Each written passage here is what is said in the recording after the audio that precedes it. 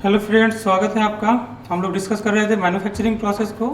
तो आज की क्लास में हम डिस्कस करेंगे पैटर्न अलाउंस को।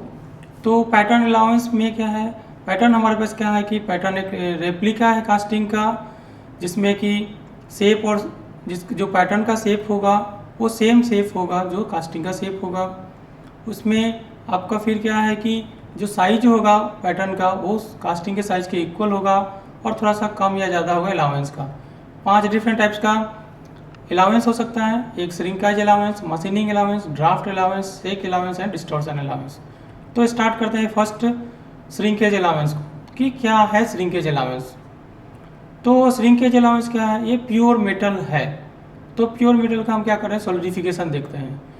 तो जब ये कूल करेगा प्योर मेटल जब कूल करेगा तो प्योर मेटल का कूलिंग इस तरह से होगा। तो इसमें क्या होगा, पहले स्किन बनेगा, फिर धीरे धीरे ग्रेन्स बनेंगे और फिर क्या होगा इसका, फिर नीडल्स बनेंगे और कूलिंग होगा। The grains grow inwardly as needles और spines of solid metal as known as dendritic growth. तो इस तरह का जो ग्रोथ होगा, हम श्रिंकेज होगा, इसमें जो ग्रोथ होगा वो डेंड्रिटिक ग्रोथ होगा। जब हम प्योर मेटल का हम क्या करते हैं, सॉलिडिफिकेशन करते हैं, कूलिंग करते हैं। तो लेकिन लोहा का जब हम सॉलिडिफिकेशन करेंगे तो उसमें क्या होगा कि यहाँ पे तो स्किन बनेंगे, फिर ग्रेन्स बनेंगे, स्किन बनेगा, ग्रेन्स बनेंगे।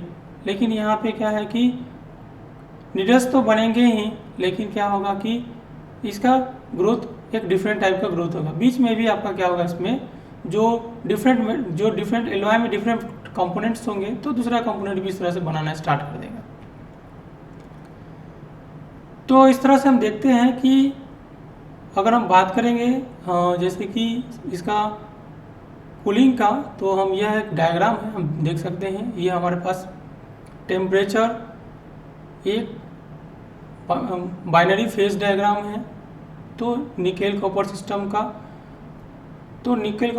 एक बाइनरी फेज डायग्राम है। तो इसमें देख सकते हैं कि इसमें लिक्विड है मटेरियल, फिर यहाँ पे सॉलिड है, इस पॉइंट पे लिक्विड है, यहाँ पे सॉलिड है, लेकिन बीच में क्या है, लिक्विड और सॉलिड दोनों है। ये लिक्विडस लाइन है, ये सॉलिडस लाइन है। तो बीच में मटेरियल क्या दोनों स्टेट में है। तो अगर हम उसकी कूलिंग की बात करेंगे तो कूलिंग क्या हो रहा है, उसका कूलिंग है।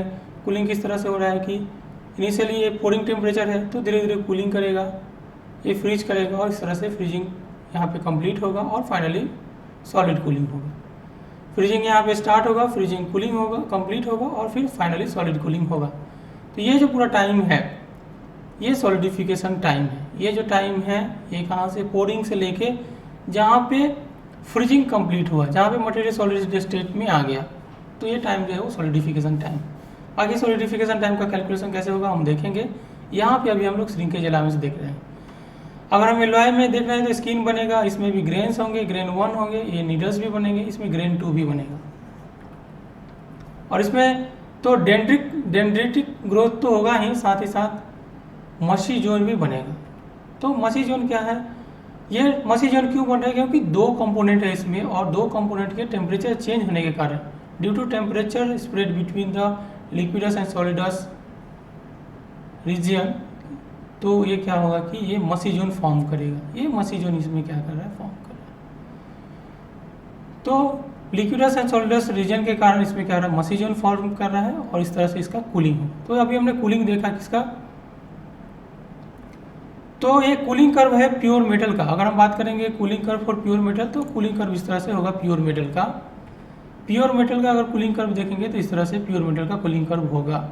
पोरिंग टेम्परेचर होगा, फ्रीजिंग टेम्परेचर होगा, और एक वेरिएशन होगा, एक लीनियर वेरिएशन होगा। यहाँ पे एक पॉइंट पे फ्रीजिंग स्टार्ट होगा, फिर फ्रीजिंग क्या होगा, कंप्लीट हो जाएगा। जो फ्रीजिंग होगा ये प्योर मेटल में वो कांस्टेंट टेम्परेचर पे फ्रीज करेगा और फिर आपका क्या होगा, सॉलिड करेगा। और ये जो रीजन होगा, ये यहाँ पे क्या होगा, मटेरियल का लेटेंट हीट निकलेगा, और ये सॉलिडिफिकेशन टाइम हो जाएगा। और ये लोकल सॉलिडिफिकेशन टाइम होगा, ये क्या हो जाएगा, टोटल सॉलिडिफिकेशन टाइम हो जाएगा।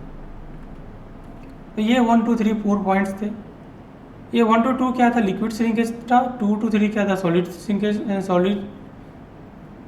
या इसका फेज ट्रांसफॉर्मेशन हुआ, सॉलिड लिक्विड से सॉलिड गया है, और 2 to 3 क्या था इसका, ये सॉलिड श्रिंकेज था।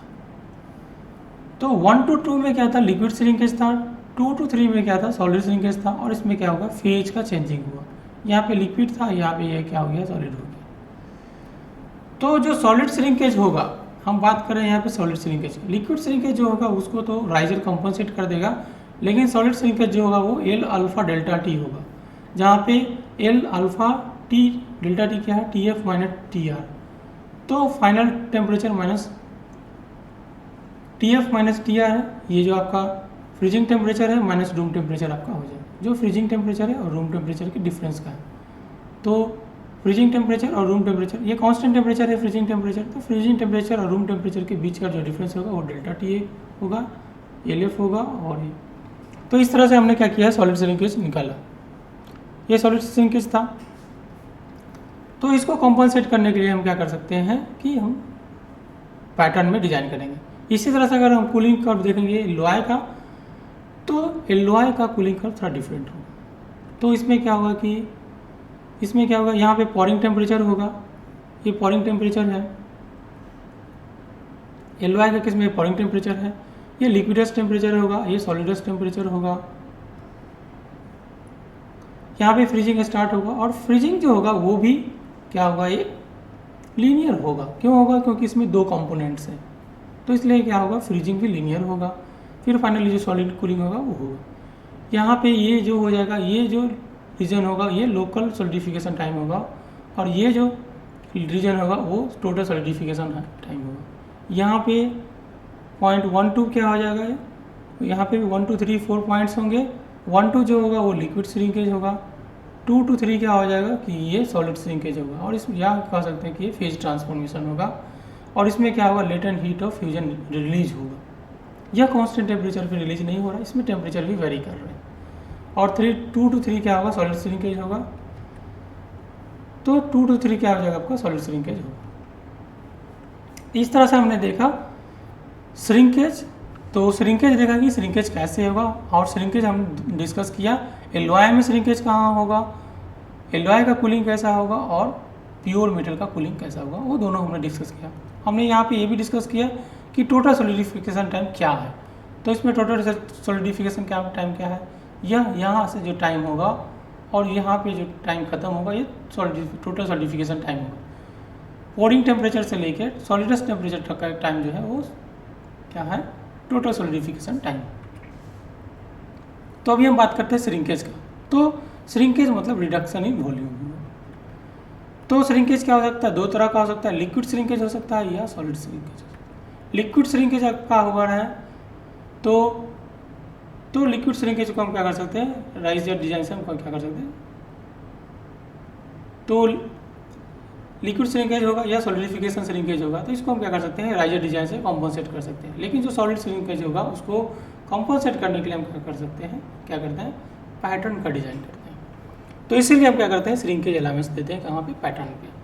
हमारे पास 2 श्रिंकेज हो सकता है, एक तो लिक्विड हो सकता है या सॉलिड हो सकता है। लिक्विड में भी लिक्विड श्रिंकेज हो सकता है या ड्यूरिंग सॉलिडिफिकेशन श्रिंकेज हो सकता है। इसको हम राइजर डिजाइन से कॉम्पनसेट कर सकते हैं। लेकिन हमारे पास जो सॉलिड श्रिंकेज होगा उसको हम पैटर्न के डिजाइन से कॉम्पनसेट कर सकते हैं। लिक्विड श्रिंकेज जो होगा वो सबसे ज़्यादा होगा, उसके बाद सॉलिड श्रिंकेज होगा, उसके बाद क्या हो जाएगा, phase transformation shrinkage. Phase transformation में जो श्रिंकेज होगा वो कम होगा, और सबसे ज़्यादा लिक्विड श्रिंकेज होगा, और बीच में क्या होगा, सॉलिड श्रिंकेज होगा। ये एक रीजन है। रीजन ऑफ श्रिंकेज क्या है, तो श्रिंकेज का क्या कारण है, because of amplification in of inter atomic vibration with the rise in temperature. क्या हो रहा है कि टेम्परेचर राइज करने के कारण जो इंटर एटॉमिक वाइब्रेशन है उसका जो एम्पलीट्यूड है वो एम्पलीफाई हो जा रहा है, और जिसके कारण क्या हो रहा है, हाई टेम्परेचर पे उसका साइज ज़्यादा है। लेकिन जैसे जैसे टेम्परेचर हम रिड्यूस करते हैं उसका जो एम्पलीट्यूड है वो रिड्यूस हो जाता है, और उसका इंटर एटॉमिक वाइब्रेशन जो है वो भी रिड्यूस हो रहा है, और इससे क्या होगा, उसका साइज रिड्यूस होगा, मतलब उसमें श्रिंकेज होगा। श्रिंकेज अलाउंस क्या है, always added to the linear dimensions only. जो श्रिंकेज अलाउंस होगा वो हम ऑलवेज क्या करेंगे, लीनियर डायमेंशन में ही ऐड करेंगे। नेक्स्ट देखते हैं वॉल्यूमेट्रिक सॉलिडिफिकेशन कॉन्ट्रैक्शन। जो वॉल्यूमेट्रिक सॉलिडिफिकेशन कॉन्ट्रैक्शन और expansion for various cast metals. तो डिफरेंट कास्ट मेटल्स का, जो मेटल्स का हम कास्टिंग करेंगे तो उनका वॉल्यूमेट्रिक सॉलिडिफिकेशन कॉन्ट्रैक्शन या एक्सपेंशन क्या है वो वैल्यू हम देखते हैं। जैसे कार्बन स्टील की बात करेंगे तो उसमें 2.5 से 4% तक हो सकता है। लेड का क्या होगा, 2.2% होगा।